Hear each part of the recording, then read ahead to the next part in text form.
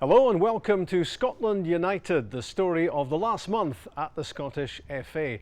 There's been plenty going on in September which has enjoyed the full glare of publicity, but lots of happenings as well which have slipped under the radar. We're going to pull it all together for you with the help of the likes of Gemma Fay, the Scotland women's captain, Scottish football legend Kenny Dalglish and the Scotland manager Craig Levein.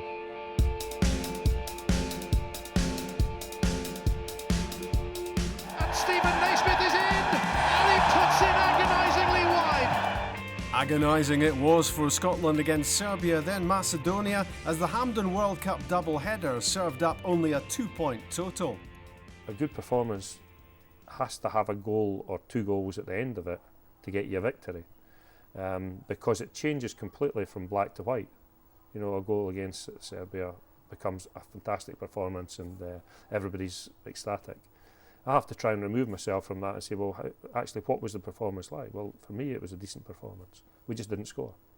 And I've got to try and maintain that. I can't allow myself to get this kind of hysterical up and down. I've got to try and stay as level as possible and just reinforce to the players that we need to keep doing this. We need to stop doing that. We need to do more of this. And just try and guide them. That's basically what my job is.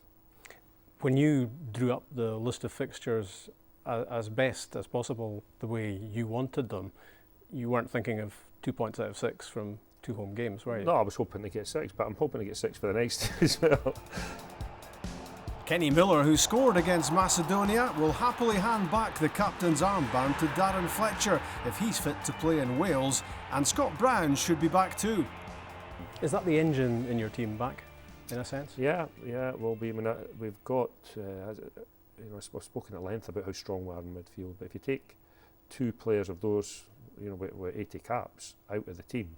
And also the type of players and characters they are as well. Yeah, they're great. They're great lads, and they're warriors as well. You know, they've been over the course before. They've played at that level so many times. They play in high pressure situations at their clubs all the time. They've got experience. They've got energy. They've got knowledge. So getting those 2 lads back is a fantastic thing for me, and then all of a sudden we look really strong again in that midfield area. Like when I had James Morrison and Charlie Adam and Sean Maloney to that, and along with that we could name another half dozen players. So that again becomes what I consider to be a really, really strong part of the team for us. So there's nobody more delighted than me to get these 2 guys back into the side. The fact that Darren Fletcher is playing at all is remarkable, isn't it?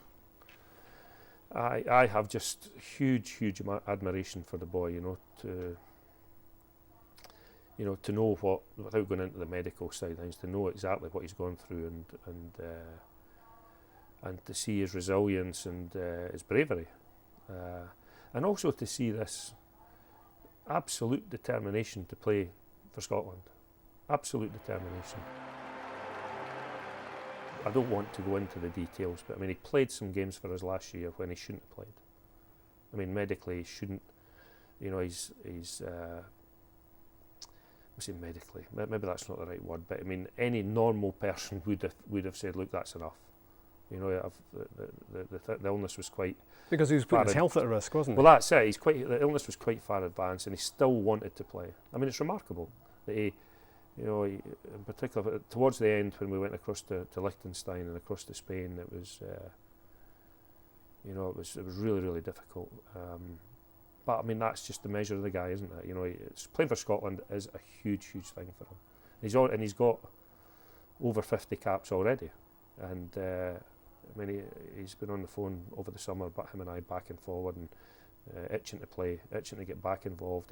He came up to Easter Road he trained with us for a few days before the game at Easter Road, and it was just great to have him back in the group. And I think he's a great example to any football player, not even football players. A great example to any person to look at what he's gone through, to see how he's handled it, to see how brave and also has a great degree of kind of humility about the whole thing as well, where it's just. He's dealt with it without even mentioning it almost, and that getting him back for me, in a selfish way, is a great thing for me. It's a great thing for Scotland. Miller will have to do most of it himself. Fletcher, it's in! They've turned it around once more. Could it be a trigger towards qualification? Yeah, possibly? well, but I just wanted to make the point that the person that I'm most happy for in this is Darren. You know, because he's the one that's had to just really grind his teeth at times and get through it to get himself back to this point where he's on the fringes of coming back into the team again. You must have wondered whether he would play again. He must have wondered whether playing again was the right thing. Yes, absolutely. I mean, I'm sure he has, and I certainly wondered if we'd ever get him, you know, back in a Scotland jersey. And as I say, playing for Scotland means that much to him. That he's fought his way through this illness, and he's constantly been in touch. He's constantly spoken to the lads. He's constantly, you know, after games and before games, been in touch just to see how things are going. So he's a talisman. You know, he's somebody who I noticed when he was involved with the training in Australia. Everybody's, you know, wants to talk to him. Everybody's interested in find out how he is, and he has a presence about him that I think has a calming effect on the rest of the squad, and him coming back can only be good news for us. Inspirational, yeah, potentially, yeah. All those things I just spoke about. I mean, it can't be anything else other than inspirational for the rest of the group, and you know, fantastic football player.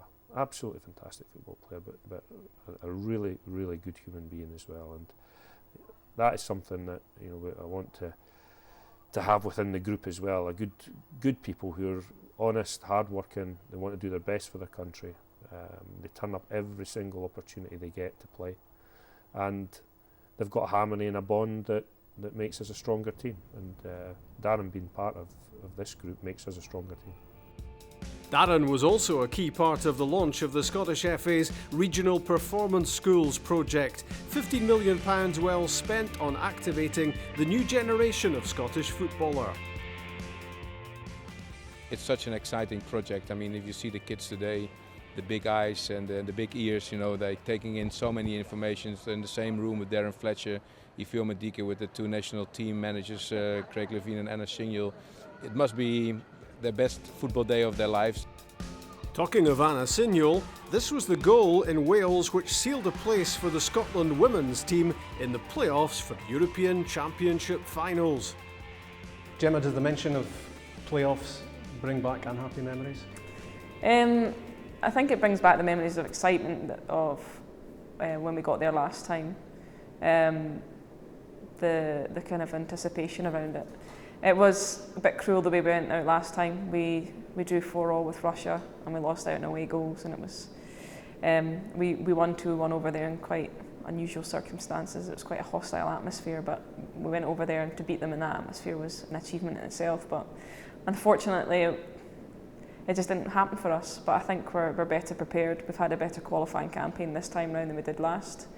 We've got a good balance within the team. We certainly have an abundance of belief that we can go there and do the job here, and also go over to Spain and do the job. So hopefully it'll be replaced with some better memories in the near future. Scotland were well beaten by France in September and know how well they'll have to play against Spain in the two-leg playoff. So what did you think when the name of Spain came out in the draw for these playoffs? Initially I thought, okay, but the more I think about it, the happier I am about it. I thought fate was going to intervene and we were going to get Russia again. We would have liked Iceland, having played them recently, but I guess Spain are a bit of a surprise package. We don't really know too much about them. They don't play a lot of friendlies. Last time we played them was my third cap, which was some time ago, and they've obviously changed significantly their whole footballing structure over there. But definitely a challenge, definitely one everybody's excited about. Spain v Scotland at Hampden, I don't think you can get a much bigger game than that. You've spent some time in Spain, haven't you? So you know a bit about their football philosophy. Yeah, I know a wee bit about it. Fortunately, we've got some girls that play for Arsenal, have played Barcelona in the Champions League. They've got a significant amount of players in the squad. I had an opportunity to go over and train with Barcelona towards the end of last year and understand a wee bit more about the philosophy. I've spent some time in Spain and understand a wee bit about their people, and if there's one thing they are as passionate, probably about as passionate as Scottish people, so it'll be an exciting game. We're in the dressing room at Hampden. What's it going to be like to play an international in such a massive match as well at the National Stadium? You know what, I think we'll take it all in our stride. We rise to occasions like this. It's fantastic to get the opportunity to play here. I've waited a long time for it. Others in that squad who are slightly younger, not so long, but I think it's a recognition of the development that's happened in the women's game. We've played in big stadiums all over the world, in front of big crowds all over the world, so it's something that we enjoy. It's not something that particularly makes us nervous.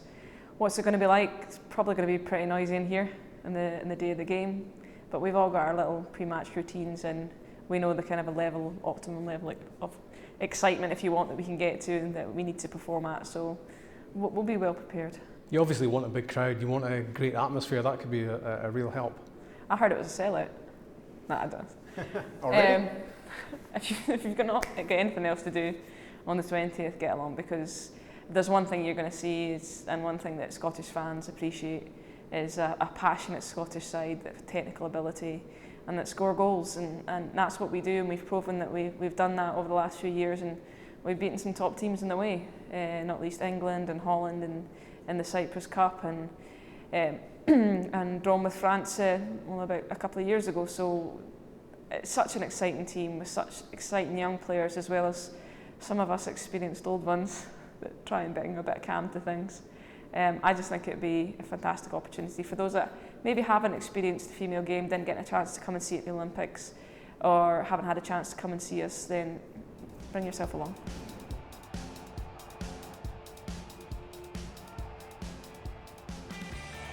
Scotland's men's under-21s beat Luxembourg 3-0, but then, with key players having been promoted to the A squad, lost in Austria and sadly didn't make it to the UEFA playoffs.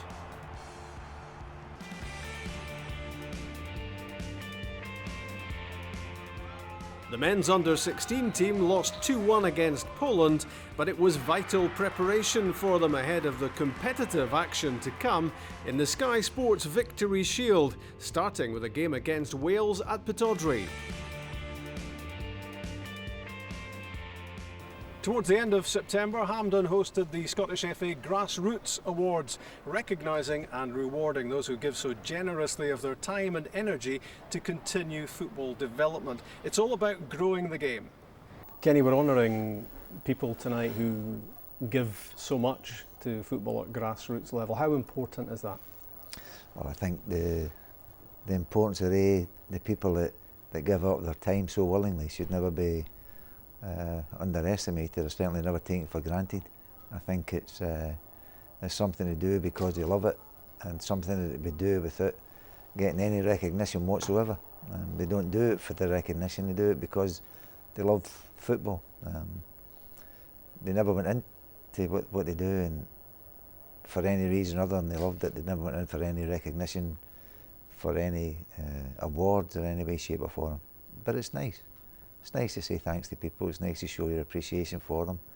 And I'm sure they get their appreciation when they see the kids smiling and going out and playing football.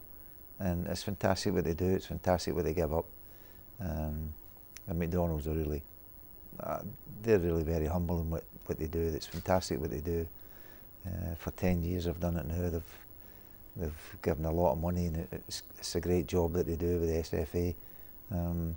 And in this day and age, when there's a scarcity of sponsors, I think it's great credit to them that they've maintained their loyalty and tradition and with the FA, because it's been fantastically rewarding, no financially, in a humanitarian way. Ladies and gentlemen, can I ask you to make your way through to the medal sheet, please? Thank you. The awards night was a glittering occasion at Hampden, and the Merit Award for services to grassroots football went to a man who's worked wonders in North Lanarkshire. It's a team effort, I must say, even though it is just for me, but obviously the Gartcairn coaches and everything else, without them I wouldn't be here. So it's good to see. It's actually a very interesting concept being here. It's an eye-opener and enjoyable. Has the success at Garncairn Academy surprised even you? Yes, 5 years ago I was sitting with my wife and we had 14 young boys. We couldn't even start a 7-a-side team because they were all of different age groups, and I thought it's not going to work, it's not going to happen. And then we've now got 200 and something boys and girls, so yeah, big surprise, big surprise. Will it continue to grow? Can it continue to grow? Well, we'll speak to North Lanarkshire Council and we'll see about that. We are seriously running out of training parks for where we can train during the winter months because of obviously the dark nights. But I'm hoping that with North Lanarkshire Council they will help us to grow further. My plan is to grow further. Really, the girls section is what I want to expand on, to have the same amount of teams of girls as we do have boys just now. Do you get a lot of satisfaction from your involvement? Well, I've not been for the 10 years, maybe 7 or 8, and never once have I seen somebody come off it that didn't enjoy it. And that's all you can ask for. They go to the festivals, they have the coaching days, and every single person's come off smiling and having enjoyed it. And that's what it's all about. And especially in the aftermath of the 2 Olympics that we had in London there's a great desire for people to get involved in sport. And that puts further pressure on the volunteers that they might be getting pulled from one place to another. So just to give them a little bit of sponsorship for McDonald's is fantastic. And as I say, they're not in it to get any mileage McDonald's, they're in it because they want to give something back. Were you indebted to volunteer helpers getting you started in the early steps of your career? Well, the early steps of anybody's career is usually down to their parents. Certainly for mine, it was down to my dad, who took me to football matches when I was 4 years of age.